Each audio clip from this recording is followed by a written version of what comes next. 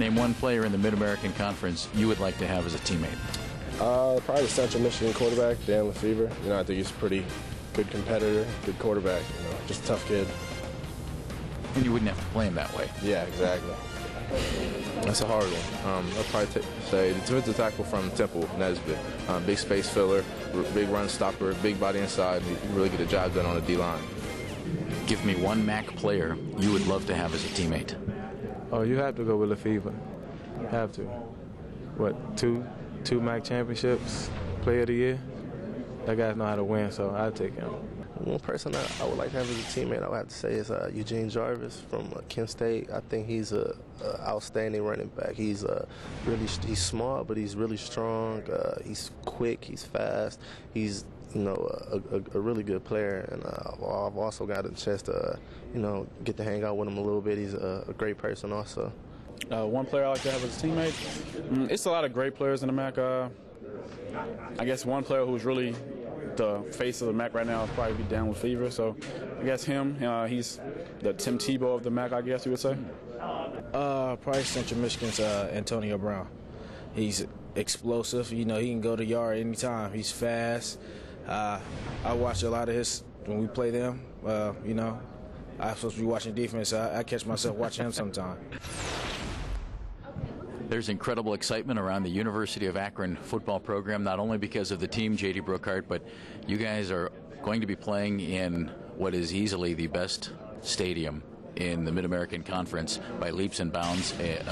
I'd say a little improvement over the Rubber Bowl. How excited are you about Infocision Stadium? Thrilled. It's incredible. It's it's in the skyline as you drive in. It's on campus. It's 5 minutes from 12,000 students. I think something the community can rally behind. I think it couldn't be a more magical place to play. It's right next door to our indoor. The thought that went into it, the detail that went into it, it's incredible. What impact has it had already for you, JD, when you're talking to your A, current players, B, recruits?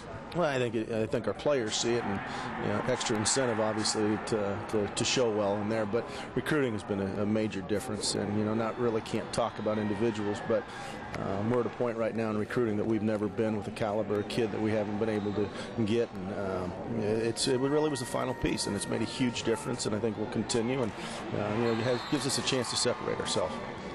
Now, how do you take all that momentum, turn it into success on the football field this year after a couple of years where you've had some things happen that just did not go your way, and now turn it into some wins on the field? No doubt. That's one of the things, the biggest thing we're going to focus on is finish. We were 16 points away from being a really good football team last year, and we're going to learn to finish games. Can't fumble the ball in overtime, can't miss field goals, can't have stupid penalties at the end, and got to learn to hold off offenses too at the end. All those things, and when you learn to finish the game and put it away, or go win the game, which we've done a couple times obviously too, but if we're consistent with that piece, I think finally get over that hump. Ryan Downer, you guys get a brand new head coach this year. That's always a tough situation. How do you approach it, and what changes do you see in the program already? I see a very passionate coach. If you talk to Coach English, you can feel his presence, and I think the whole team has felt that, particularly the defense. You can feel it's a very charged room when he walks in, and I think you're going to see a different type of team on the field, more physical. That's what Coach English focuses on, and that's what we're trying to turn ourselves into. Here you go with a new head coach and a new situation. How do you guys approach this and accept some new thoughts and work from there? Well, Coach Haywood from day one talked about changing our mindset, developing physical and mental toughness, and I think he's done that through the things we've been through so far and that we're going to go through starting in camp. And his staff has done a great job of preparing us physically and mentally for all the changes that have been taking place. So I feel like we're doing a lot of good things, and we're ready to start. Butch Jones of Central Michigan, your team has had 4 straight winning seasons, which is impressive. But the fact that that's the longest streak of that nature in the MAC, I think says something about what you guys have done and about the MAC. Butch, what is it about the conference in your team that has allowed that to happen? Well, first and foremost, I think we got great people at Central Michigan. We got great coaches, and our players have really bought into a philosophy and a mentality. But when you look at the Mid-American Conference, I think it's one of the most competitive conferences in the country. We got great players, we got great coaches, great universities, and it's difficult to win. And you look at, you know, the margin of winning. 6 of our games were decided by 3 points or less, and we were very fortunate to win 5 out of 6 of those. But the fine line is inches, and it just speaks volumes of the teams in our conference. And you got to bring your A game each and every week. One off week could take away all your goals, dreams, and aspirations. With Dan Lefevre at quarterback, Butch, your team's always going to be known for its offense, but you have an awful lot of returners on defense this year, which adds a little different element for you. What does that do for the Chippewas? Well, I'm very excited, and the big thing on defense is going to be continuity. You know, last year in 13 games, we only had our starters intact for 3 games, and at the end of the season, we had lost 7 starters due to injury. So the big thing is continuity and getting them to gel from the day we start training camp all the way to, you know, hopefully playing here for the MAC championship. So that's going to be big. You guys have been to 3 straight bowl games. What would it mean to become the first MAC school ever to go to 4 straight bowl games, Butch? Well, I think it would do wonders. Not, you know, I think it'd be great for the Mid-American Conference, but I think for Central Michigan in general, we got great excitement, great passionate fans that surround our football program, and great expectations. And where we want to take our football program, it's going to a bowl each and every year. So that's one of our goals. So very excited about it, and hopefully that'll come to form here in the next couple months.